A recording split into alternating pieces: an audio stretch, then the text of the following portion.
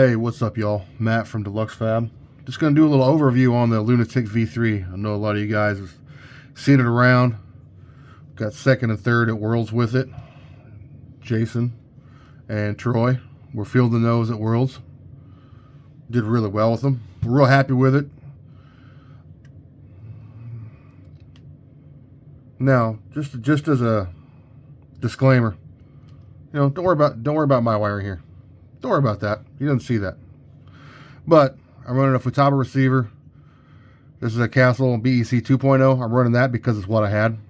And this is a Dlux Fab suppressor. This is an older prototype version. Works great.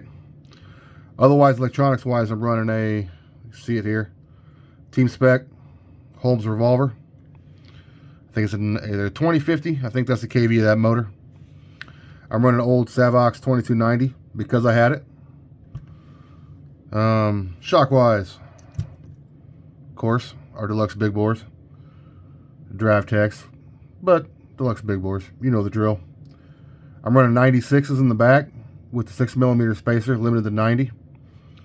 80s in the front.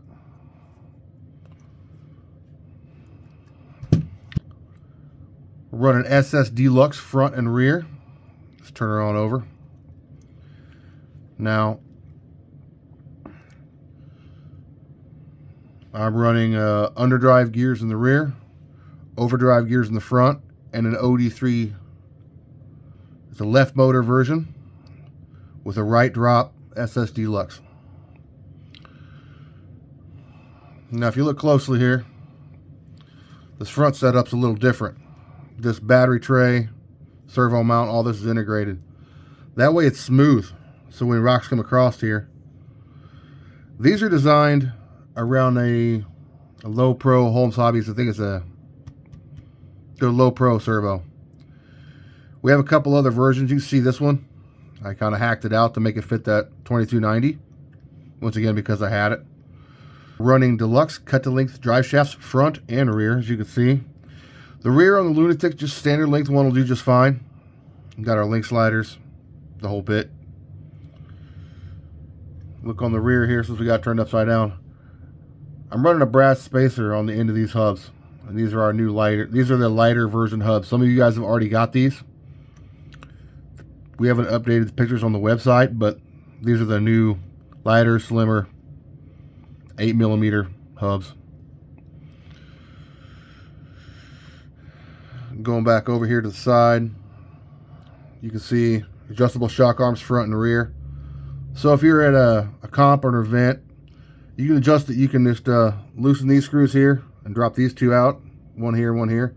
You can adjust belly height to suit the competition you're at. Now, back to that front servo mount plate.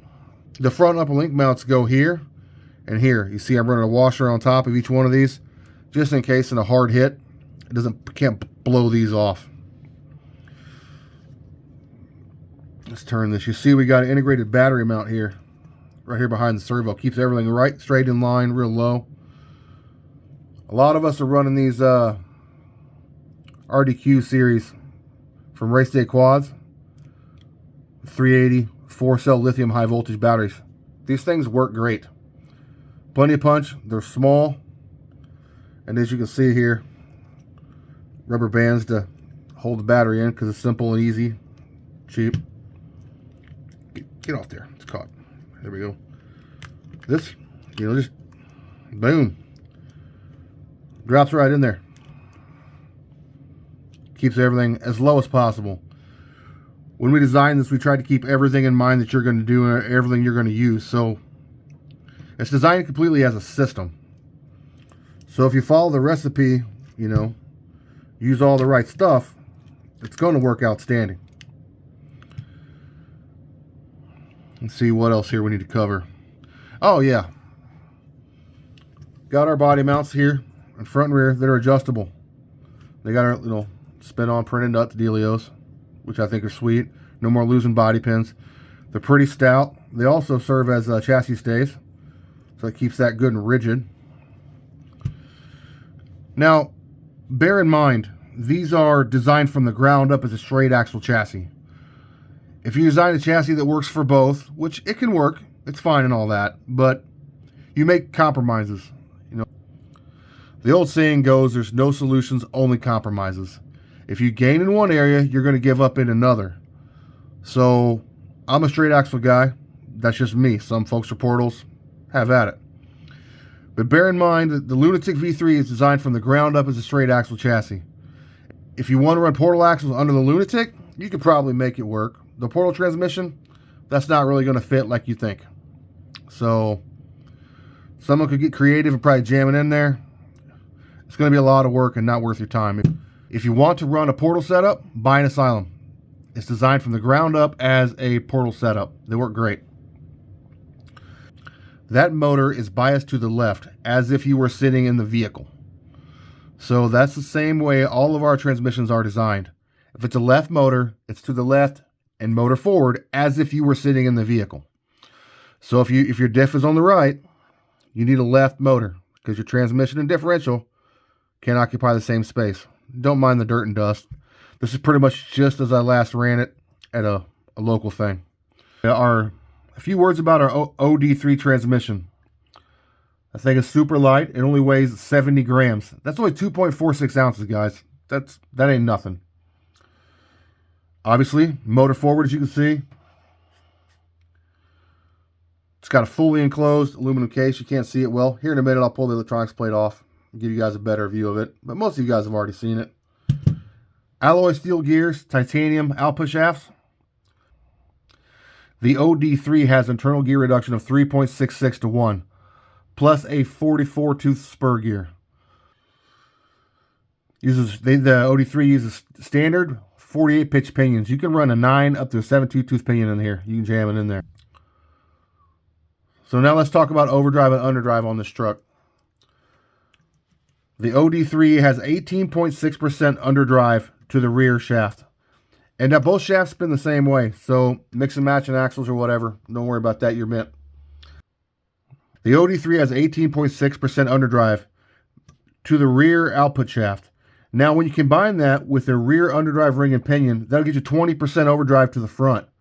Now if you use an overdrive in the front, as well as underdrive in the rear, that's 38%. So there's your options for under, over. I run the full thing. I run 38% in mine. I love it that way. That's the same way that Jason's running his. It's the same way that Troy ran his at Worlds.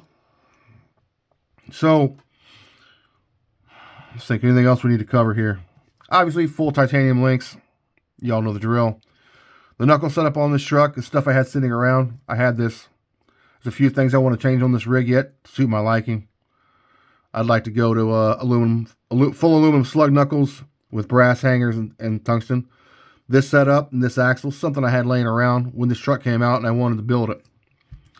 Oh, I left this off here in front. Don't mind the corrosion. That's from the salt water out there at Worlds in Maine. There's a new view of the lighter. There's a new view of the lighter hubs. Took all the excess meat off there. There's no waste there. Good and stout. Now on this truck, another thing on this truck, we recommend a 20mm servo horn. That's so when you're going both ways, you're not running the servo horn into this. I just cut down an old Vanquish one I had, well, because I'm cheap. But that's just my personal truck, so it's okay. Another thing I'm going to change soon, I would recommend is, run a 3/16 tie rod and run the 1/8 on the steering. Oh, there you go. That's a little loose. I need to maintain my shit. Anyways, that's a brief overview of the Lunatic V3. You got any questions? As always, you can ask on the Facebook page, Dlux Fab Products, or shoot us an email. Now, just another quick thing about the OD3. If you guys notice here, I've got my horrid wiring out of the way so you can see better. They have front and rear outputs here, and here. Use my driver. That are 1-to-1 front to rear. So if you don't want to run the overdrive, say you're changing rigs around or whatever you put the transmission in, you can run 1-to-1. The underdrive rather is over here, offset. So it's better for clearance and get around stuff. Also, it's a beautiful piece. So, but yeah, ignore my rough wiring, but you get the idea. So just a better view, kind of how it all goes together. Once again, the adjustable shock arms. I run in mine in the middle here, upper there. That's just the way I set it up. I broke it in at Worlds, so this is the setup I ran at Worlds. Should have done better, but that's on me. Nothing to do with the truck.